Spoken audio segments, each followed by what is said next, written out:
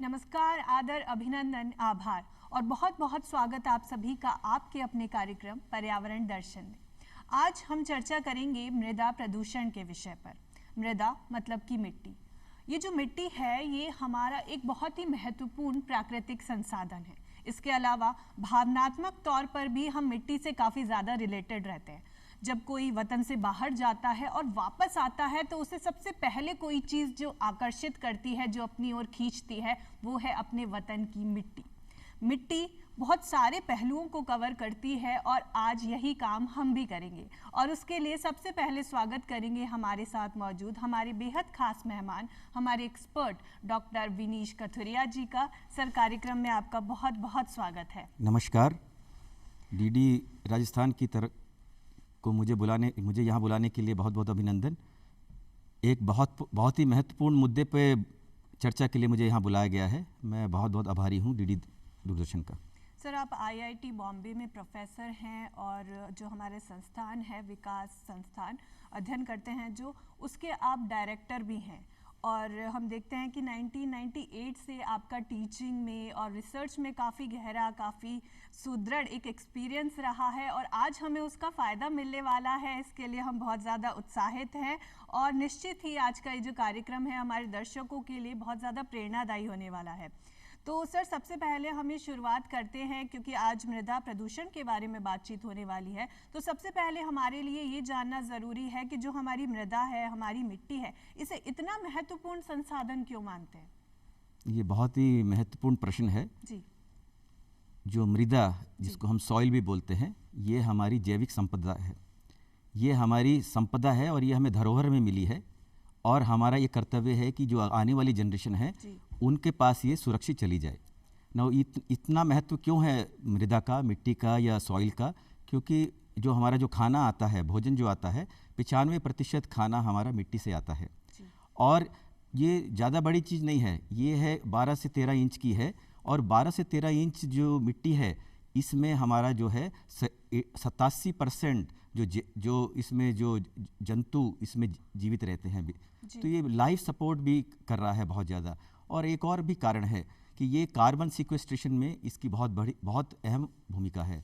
और जो चौथा जो है कि बहुत सारे आजकल हम देखते हैं कि लोग माइग्रेट करते हैं एक जगह से दूसरी जगह, या जो वॉर भी हो रहे हैं कुछ अफ्रीकन कंट्रीज़ में, या और भी इश्यूज़ हैं। क्लाइमेट चेंज का जो इशू है वो मिट्टी को लेकर ही है, वो मृदा को लेकर ही है। तो इसलिए ये बहुत ही महत्वपूर्ण विषय है। ठीक है। तो सर, यदि हम भारत देश की बात करते हैं तो भारत बहुत ही अनोखा हमारा देश है। हम पूरे विश्व से अपनी तुलना करते हैं तो हमारी जो पहचान है वो इसलिए नहीं है कि हमारे यहाँ पे ऊंची ऊंची बिल्डिंग्स हैं, बहुत ज़्यादा हमारी रोड बहुत स्मूथ है। हम हमारी एक विशिष्ट पहचान इसलिए रखते हैं क्योंकि हमारी संस्कृति वो बहुत अलग है। हमारे पहनावा, हमारी बोली, हमारी भाषा बहुत थोड़े कुछ किलोमीटर्स पर ही बदल जाती है। तो ये तो हमारे पहनावे की, बोली की, इन सब की बात हुई, तो मिट्टी तो बदलती ही है। तो यदि भारत के ही बहुत सारे स्टेट्स की हम तुलना करें तो क्योंकि एक स्टेट का वेदर कुछ और है, हमारा राजस्थान का वेदर कुछ और है, बम्बई है वहाँ कुछ और अलग स्टेट हैं, साउथ का एरिया है उधर अलग चीज़ है, तो मिट्टी किस तरीके से सब जगहों पर अलग अलग है? ये भी बहुत ही अच्छा प्रश्न है आपका, क्योंकि भारत देश बहुत बड़ा देश है। तो हमारे यहाँ 7 तरह की मिट्टी बताई जाती है, 7 तरह की सॉइल होती है। जो सबसे ज़्यादा है 43% जिसको हम बोलते हैं वो एलुवियल सॉइल बोलते हैं उसको, जो कि Gangetic plains, Brahmaputra catchment area या नॉर्थ के जो प्लेन्स में पाई जाती है। इसमें ये बहुत ज़्यादा ही फर्टाइल रहती है। इसीलिए बहुत सारी जो हमारी जो उपज है, कृषि की उपज है, इन राज्यों से होती है जहाँ पे ये एलुवियल सॉइल है। फिर दूसरी जो सॉइल आती है हमारे पास, उसको ब्लैक सॉइल बोलते हैं, काली मिट्टी जिसको बोलते हैं। वो भी बहुत उपजाई रहती है, वो डेक्कन प्लेटो के आसपास रहती है। जो तीसरी रहती है वो हम बोलते हैं रेड सॉइल या लाल मिट्टी रहती है। लाल मिट्टी में एक ये रहता है कि वो गर्मियों में थोड़ा उसको वाटर रिटेंशन थोड़ा कम रहता है उसमें। फिर उसके अलावा हमारे पास 3 तरह की और भी रहती है। डेजर्ट सॉइल जो रहती है, जो कि राजस्थान में बहुत मिलेगी आपको और गुजरात में भी थोड़ा मिलेगा। फिर पांचवी और छठी प्रकार की रहती है लेटराइट सॉइल, जो कि और छठी और सातवीं रहती है माउंटेनियस या हिल सॉइल। ये जो लास्ट दो प्रकार की सॉइल है ये बहुत ही एसिडिक रहती हैं। तो आप देख सकते हैं जितनी भी विविधता हमारे देश में है उसी के हिसाब से हमारी सॉइल है। ना हर तरह की सॉइल में हम हर तरह के जो खेती के जो फसल है उगा सकते हैं। तो इसीलिए हमारे जो डिफरेंट राज्य हैं, जो हमारे राज्य हैं, उनकी स्पेशलाइजेशन सॉइल के हिसाब से ही होती है। ठीक है सर, हम देखते हैं कि आपका जो प्रोफाइल है वो बहुत ही शानदार है, बहुत ही प्रेरणादायी रहा है। हम देखते हैं कि गॉडनबर्ग स्वीडन विश्वविद्यालय से आपने पर्यावरण अर्थशास्त्र में पोस्ट डॉक्टरेट फेलोशिप प्राप्त की है। तो क्योंकि आपका इस फील्ड में इतना ज़्यादा एक्सपीरियंस रहा है, हम ये जानना चाहेंगे कि भारत देश है हमारा कृषि प्रधान देश है। आज भी हम जानते हैं कि इंडस्ट्रीज़ आ रही हैं, स्टार्टअप चालू हो रहे हैं, पर फिर भी बहुत सारी जो जनसंख्या है हमारी वो आज भी खेती पर निर्भर करती है। अब खेती जो है अब वो इतनी इम्पॉर्टेंट है, तो खेती में भी जो सबसे ज़्यादा इम्पॉर्टेंट चीज़ है वो होती है हमारी मिट्टी, और मिट्टी में भी उसका उपजाऊ होना बहुत ज़्यादा ज़रूरी है। तो उपजाऊ मिट्टी होनी कितनी आवश्यक है, कितना फ़ायदा देती है खेती के लिए? ये भी बहुत ही अच्छा प्रश्न है आपका, क्योंकि अच्छी कृषि उपज के लिए उपजाऊ मिट्टी का होना बहुत ज़रूरी है जी। और आपने सही बताया कि बहुत सारे लोग इस पे डिपेंड करते हैं। इंडिया में जो अभी थोड़े कम हुए हैं, पिछले कुछ सालों में हमारे यहाँ 45% लोग अभी भी कृषि पे निर्भर करते हैं, जो कि 45% निर्भर करते हैं, पर उनका जो जीडीपी में कंट्रीब्यूशन है वो 18 से 20% ही रहता है। इसका मतलब है कि हमारी मिट्टी इतनी उपजाऊ नहीं है। तो इसके दो चीज़ें चाहिए अगर मिट्टी को उपजाऊ बनाना है। एक तो होता है नाइट्रोजन और दूसरा होता है organic matter. Now nitrogen fixation एक प्रथा रहती है कृषि में, जो कुछ क्रॉप्स अगर हम उगाएं तो नाइट्रोजन फिक्सेशन ऑटोमेटिकली होता है। जैसे उसको हम बोलते हैं लेगूम बोलते हैं, जो ग्रेन्स बोलते हैं, एक तो वो है। और जो दूसरा जो है उसके लिए भी हम फर्टिलिटी बढ़ा सकते हैं, उसको ऑर्गेनिक मैटर बोलते हैं। वो कैसे आता है? जब आप ऐसी उपज बनाएं जिससे कवर मिले, मतलब थोड़ी छाया मिले। छाया में ऑर्गेनिक मैटर बहुत डेवलप करता है। अभी आजकल आजकल का जो प्रचलन चल रहा है वो है कि आर्टिफिशियली हम ऐसे फर्टिलाइज़र डालें जिससे कि इसकी उपज बढ़े, पर उसके इम्प्लीकेशन अलग होते हैं। और जो ट्रेंड चल रहा है आजकल, जिसे मोनोकल्चर की तरफ जा रहे हैं, उससे भी इसकी उपज कम होती है। तो उपज बढ़ाने के लिए अच्छी सॉइल का होना ज़रूरी है। अच्छी सॉइल के लिए हमें दो चीज़ें ज़रूरत है, नाइट्रोजन और दूसरा है ऑर्गेनिक मैटर। ये दोनों तभी होंगे जब हम मोनोकल्चर से हटके मल्टी कल्चर पे जाएंगे और इंटेंसिव एग्रीकल्चर हम कम करेंगे, तब जाके होगा। ठीक है। तो सर, एक नॉर्मल जो छोटे बच्चे भी होते हैं, हम देखते हैं कि उन्हें बहुत सारी चीज़ें बताई जाती है और कुछ चीज़ों के बारे में वो अवेयर होते हैं। जैसे हम जल प्रदूषण देखते हैं कि भाई सबको पता है कि पानी है, इसे गंदा नहीं करना है, हमें नुकसान देगा यही। हम वायु प्रदूषण देखते हैं कि जो हमारे व्हीकल्स हैं और बहुत सारी गैसेस हैं, उनसे हमारी वायु प्रदूषित हो रही है, उसका हमारे ऊपर असर पड़ेगा। ये बहुत कॉमन चीज़ है, हमें पता है, हम अवेयर हैं इसके बारे में। लेकिन जो हमारा जो आज का विषय है मृदा प्रदूषण, आज भी लोग इसके बारे में इतना ज़्यादा अवेयर नहीं हैं। और क्योंकि हम इस विषय पर इतनी बातचीत कर रहे हैं कि नहीं, ये प्रदूषण भी खत्म होना चाहिए, तो सबसे पहले तो हमें पता होना चाहिए कि इसके कारण क्या क्या हैं, क्यों ये मृदा प्रदूषण हो रहा है और किन चीज़ों से ये बहुत ज़्यादा हमारे को अफेक्ट कर रहा है। ये मृदा प्रदूषण के दो कारण होते हैं। एक हम जिसको हमारे द्वारा ही फैलाए गए हैं, जिसको हम एंथ्रोपोजेनिक बोलते हैं जी। और दूसरा नेचुरल होते हैं। नेचुरल पे तो हमारा कंट्रोल थोड़ा कम रहता है, पर हमारे जो एंथ्रोपोजेनिक जो कारण हैं वो इसको बढ़ा देते हैं, वो नेचुरल को बढ़ा देते हैं। जो एंथ्रोपोजेनिक में मैं ज़रा ज़्यादा बात करूंगा, इसमें 5-6 रीज़न है। एक तो ये है कि अब कुछ समय में अगर आप देखिए, हमारा ट्रांसपोर्टेशन बहुत बढ़ गया है, हमारा जो कंस्ट्रक्शन बहुत बढ़ गया है, हमारे यहाँ जो खनन हो गया है, माइनिंग जिसको बोलते हैं, वो बहुत ज़्यादा बढ़ गया है। पर जहाँ जहाँ आप माइनिंग करेंगे वहाँ की जो मिट्टी है वो उपजाऊ नहीं रहेगी। तो ये तो बहुत ही कॉमन है। उसके अलावा है लैंड फिलिंग होता है। हम जितना ज़्यादा हम ग्रो कर रहे हैं, हमारा जो पर कैपिटा इनकम जो बढ़ रहा है, उससे हमारा कंजम्पशन बढ़ रहा है। हमारा उस कंजम्पशन बढ़ने से हमारा वेस्ट बढ़ रहा है, और जो वेस्ट बढ़ता है वो कहाँ जाएगा? वो लैंड फिल में जाता है। लैंड फिल में जाने का मतलब है कि वो जो लैंड है वो अभी उपजाऊ नहीं रहेगा। तो ये देखिए, ये तो हमारे द्वारा ही किए गए कारण हैं। उसके अलावा जो दीवारों में पेंट होता है, जब वो उसकी पपड़ियाँ नीचे गिरती हैं तो वो भी ख़राब करता है। जो एक्सटेंसिव यूज़ ऑफ केमिकल्स, ये सब ही एंथ्रोपोजेनिक कारण माने जाते हैं।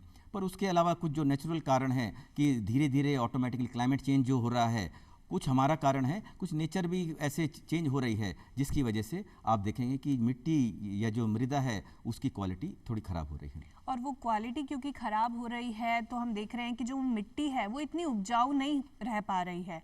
आज हम देखते हैं कि एक बहुत अच्छी एक उपलब्धि जो हमने हासिल करी है वो ये है कि आज भारत पूरे विश्व की 5वीं सबसे बड़ी अर्थव्यवस्था बन चुका है। हम वो देश रहे हैं जिसे जगत गुरु, विश्व गुरु, सोने की चिड़िया कहा जाता था। अब हम 5वें पायदान पे भी संतुष्टि नहीं लेना चाह रहे क्योंकि हमें तो हमारी वही पोजीशन वापस चाहिए। तो अब क्योंकि हमें हमारी पोजीशन वापस चाहिए तो वो उद्योगों से काफ़ी ज़्यादा जुड़ी हुई है, क्योंकि यदि हमें आगे बढ़ना है तो हमें उद्योग लगाने पड़ेंगे।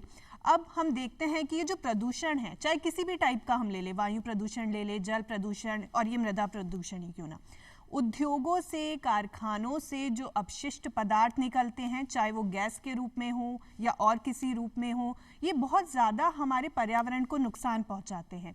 इस केस में, मृदा प्रदूषण के केस में, हम कैसे आपस में ये बैलेंस स्थापित करें कि चलिए विकास भी हो जाए और प्रदूषण भी ना हो? ये बहुत ही अच्छा प्रश्न है और कई सालों से जो एनवायरनमेंट पे काम कर रहे हैं उनके समक्ष ये रखा गया है। दोनों में संतुलन चाहिए, क्योंकि अगर आप उद्योगीकरण नहीं करेंगे तो बहुत सारी जो जनता है, हमारे जो लोग हैं हमारे, उनको फ़ायदा नहीं पहुंचेगा, उनकी पर कैपिटा इनकम नहीं बढ़ेगी। तो अभी क्या करना है? तो 1960 के दशक में एक साइमन कुजनेट नाम के अर्थशास्त्री हुए थे, तो उन्होंने एक वक्र दिया। उन्होंने बोला कि जब हम गरीब होते हैं तो हम जो नेचुरल रिसोर्स है उसका कम उपयोग करते हैं, और धीरे धीरे जैसे जैसे हमारी अमीरी बढ़ती है हम नेचुरल रिसोर्स को बहुत से ज़्यादा यूज़ करने लगते हैं।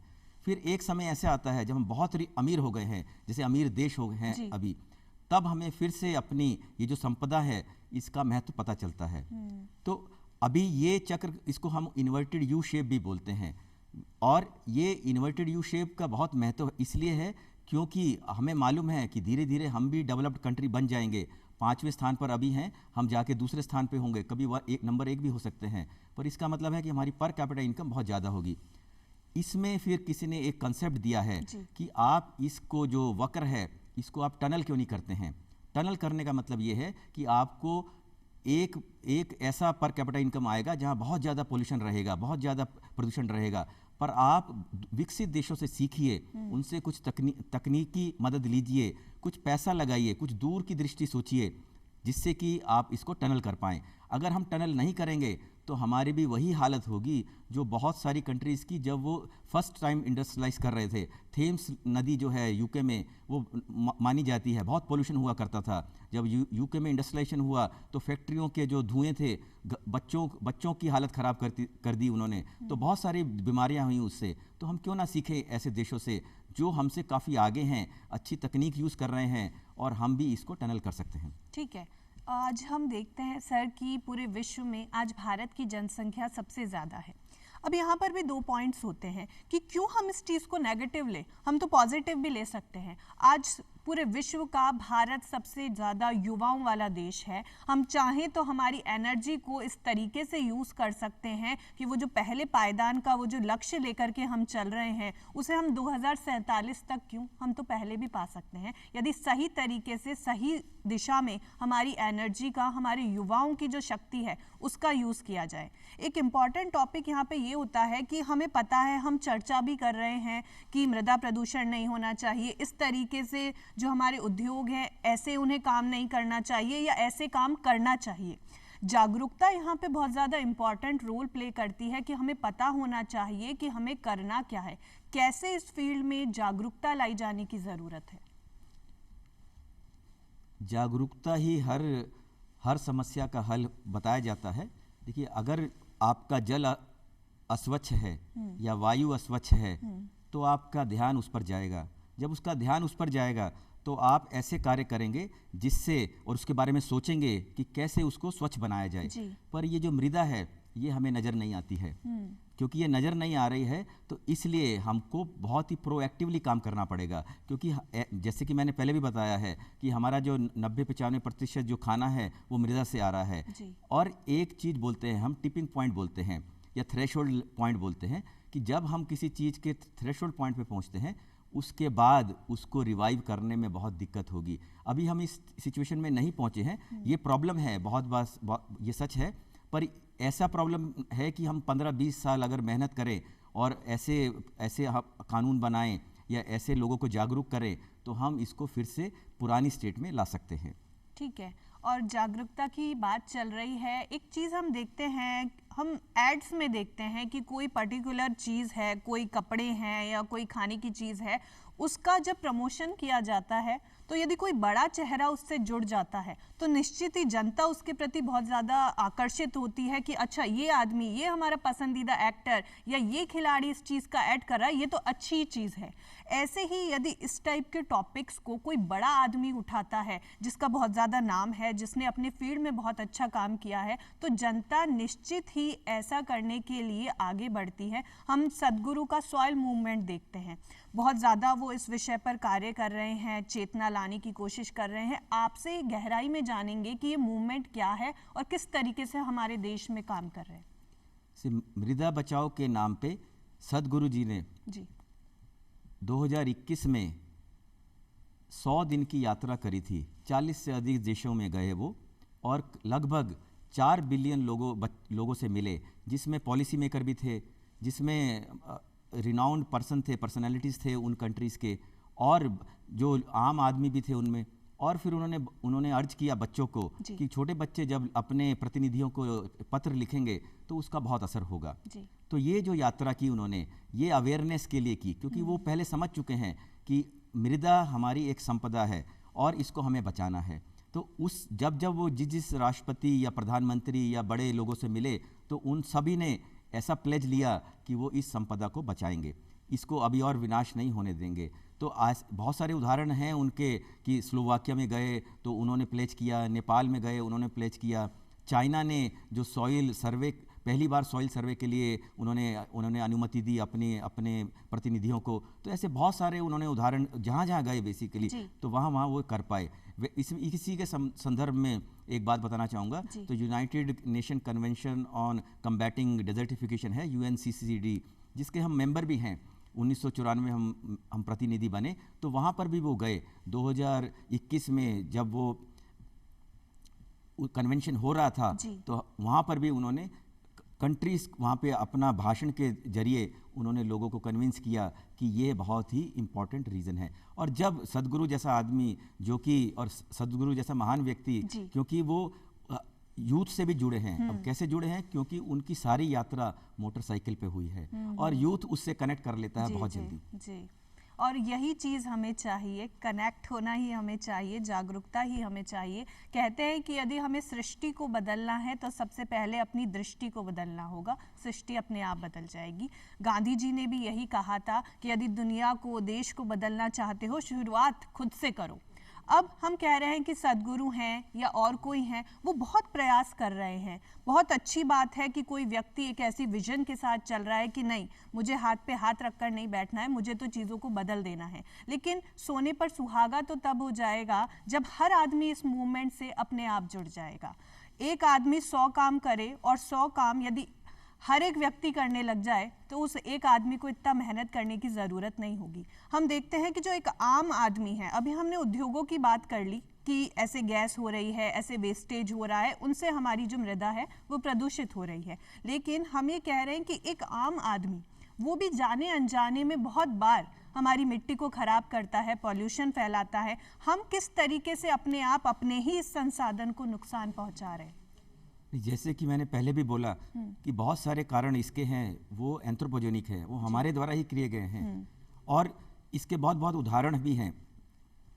छोटे से गांव में या छोटे शहरों में जैसे वर्कशॉप होती है, वहाँ पे उसका जो ऑटोमोबाइल वर्कशॉप जो होती है, उसका जो वेस्ट है वो मिट्टी में फेंक देते हैं, क्योंकि उनको मालूम नहीं है कि उसका क्या इम्प्लीकेशन रहेगा। तो मेरा सबसे पहला उपाय है कि इनको अवेयर कराना है कि ये जो मिट्टी है ये हमको बचाना है। और जब तक मैं अवेयर नहीं रहूँगा तब तक मेरे पास कोई एक्शन नहीं रहेगा ना। अवेयरनेस तो एक ही बात है, दूसरा मेरे को ऑप्शन भी मालूम होने चाहिए। अगर मुझे वहाँ पे नहीं फेंकना है, कंस्ट्रक्शन के जो डेब्रीज हैं मुझे वहाँ नहीं फेंकना है, तो क्या ऑल्टरनेट है? तो वो ऑल्टरनेट अगर मेरे पास होंगे तो मुझे थोड़ा एफर्ट तो ज़रूर लगाना पड़ेगा, पर पहले मुझे बताना पड़ेगा कि आपके इस कार्य से या मेरे इस कार्य से ऐसा हो रहा है। अगर मैं उससे कन्विंस हो जाता हूँ तो मैं वो थोड़ा बहुत एफर्ट लगाऊंगा जिससे मिट्टी जो वापस जो अपनी जो उत्पादनशीलता है वो खो रही है, वो वापस उसको गेन कर पाए। ठीक है सर, हमने आम आदमियों की बात करी, हमने सदगुरु की बात करी, हमने बाकी चीज़ों को कवर किया। अब हम थोड़ा सरकारी प्रयासों पे आते हैं कि ठीक है, हर आदमी हर वर्ग अपनी तरफ से प्रयास कर रहा है। सरकार की तरफ से यदि देखें तो इस क्षेत्र में क्या ऐसे प्रयास किए जा रहे हैं, क्या कुछ योजनाएं बनाई गई हैं?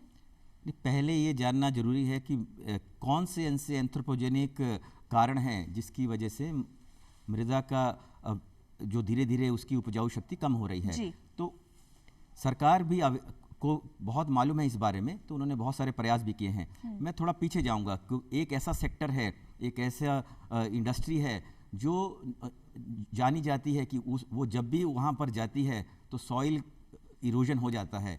वो होती है ब्रिक इंडस्ट्री। तो ब्रिक मैन्युफैक्चरिंग जो सेक्टर है, क्योंकि ब्रिक बनाने के लिए जो ट्रेडिशनल मेथड है उसमें 3-4 इंच की सॉइल की ज़रूरत पड़ती है, तो वो किसी फर्टाइल उसमें जाते हैं और किसी फार्मर से उनका टाई अप रहता है। पर मेरा अपना जो अनुभव है, मेरा अपना रिसर्च भी किया है मैंने, साउथ इंडिया में चेन्नई में किया है, टूटीकोरिन में किया है। वहाँ पे जो ब्रिक यूनिट्स है वो जब वो लैंड लेती हैं तो वो 3 इंच नहीं जाती हैं, वो 3 से 4 फीट चली जाती हैं। तो इसका मतलब क्या है कि वो जो भूमि है वो अभी अगले 100-200 साल के लिए किसी काम के लिए नहीं रहेगी। सरकार इसको जानती थी, तो 1989 में उन्होंने एक नोटिफिकेशन निकाला कि कोई भी यूनिट अगर किसी पावर प्लांट के 100 किलोमीटर के रेडियस पे है तो उसको पावर प्लांट से, थर्मल पावर प्लांट के, तो उसको थर्मल पावर प्लांट से फ्लाई ऐश लेना पड़ेगा और ये फ्लाई ऐश उसको ब्रिक मेकिंग में यूज़ करना पड़ेगा। इसके बहुत सारे डेमोन्स्ट्रेशन प्रोजेक्ट भी लगे, कुछ यूनिट्स तैयार भी हो गई, क्योंकि ये सब यूनिट ब्रिक यूनिट हैं, ये बहुत स्मॉल रहती हैं, अनऑर्गेनाइज सेक्टर में आती हैं, तो बहुत ही दिक्कत रहता है इनको। तो एक ये प्रयत्न है। तो अभी 2023 में भी उन्होंने एक और नोटिफिकेशन निकाला जिसमें उन्होंने कहा कि इनको नेचुरल फ्यूल यूज़ करना है, इनको दूसरी टेक्नोलॉजी यूज़ करनी है जिससे इनकी एफिशिएंसी बढ़े। तो एक तो ये है। उसके अलावा जो प्रधानमंत्री सिंचाई योजना है उसके अंतर्गत वो बोल रहे हैं कि इंटीग्रेटेड वाटरशेड मैनेजमेंट होना चाहिए, उससे भी इसका असर पड़ेगा। फिर एक उन्होंने सॉइल हेल्थ निकाला है, सॉइल हेल्थ एक कंसेप्ट निकाला है कि जो आपकी सॉइल है फार्मर की, उसकी हेल्थ स्टेटस क्या है। उसमें 12 पैरामीटर हैं, तो फार्मर जान सकता है और जैसे जैसे वो जानेगा कि उसकी सॉइल की जो हेल्थ है वो ख़राब हो रही है, वो उस पर एक्शन लेगा।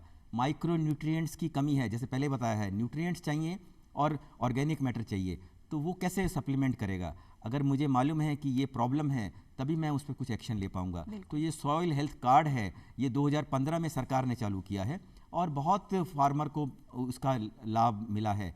तो ऐसे कई स्कीम सरकार ने चालू करी हैं। ठीक है।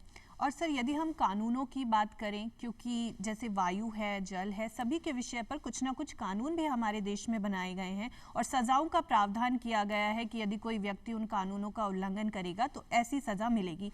इस क्षेत्र में भी क्या कोई कानून है? देखिए, सजा के मैं खिलाफ इसलिए हूँ। सजा आप क्या ये जानकर कर रहे हैं या अनजाने में कर रहे हैं, पहले ये जानना जरूरी है। अगर जानकर कर रहे हैं तो क्या मेरे पास कोई और ऑप्शन है कि नहीं। अगर मेरे पास कोई ऑप्शन ही नहीं है तो मैं करूंगा ही। जैसे एक ज्वलंत उदाहरण मैं देता हूं, कई सरकारों ने प्लास्टिक बैन किया, सिंगल यूज प्लास्टिक बैन किया, फिर भी प्लास्टिक हर जगह है। किसी भी शहर में चले जाइए प्लास्टिक मिलता है, क्योंकि मेरे पास कोई ऑप्शन नहीं है। अगर मुझे दूध लेना है तो दूध तो मैं पॉलीथीन में ही लूंगा, वो जो पॉलीथीन का पैकेट आता है उसी में आता है, दूध तो पैकेट में आता है, उसका मैं क्या करूं। अभी बोले हैं कि वो 15 रुपये किलो के हिसाब से वो बिक जाएगा, पर मुझे में इतना सामर्थ्य नहीं है या इतना टाइम नहीं है कि मैं उसको इकट्ठा करके बेचूं। तो देखिए, जो ऑप्शन भी मेरे पास हैं वो ठीक नहीं है। अगर मेरे पास अच्छे ऑप्शन रहेंगे और मैं जानूंगा कि मेरे इस एक्शन से ये नुकसान होगा आने वाली जनरेशन को, जो मेरे होने वाले बच्चे हैं या उनसे आगे, तो मैं बिल्कुल ही जागरूक रहूंगा और मैं कुछ एक्शन लूंगा। ठीक है सर, आज का ये जो कार्यक्रम है निश्चित ही हम सभी के लिए बहुत ज़्यादा प्रेरणादायी रहा है। आपके ये जो रिसर्च एक्सपीरियंसेस हैं उनसे आज हमें बहुत कुछ सीखने को मिला। आपने आज अपना इतना अमूल्य समय दिया, इतनी शानदार जानकारी दी, उसके लिए बहुत बहुत धन्यवाद।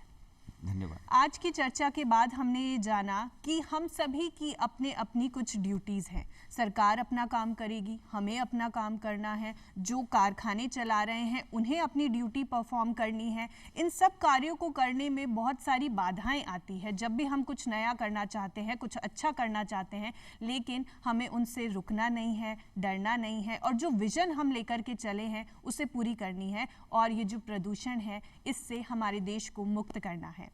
अगली बार चर्चा के लिए आपसे फिर मुलाकात करेंगे, तब तक के लिए इजाजत दीजिए। नमस्कार।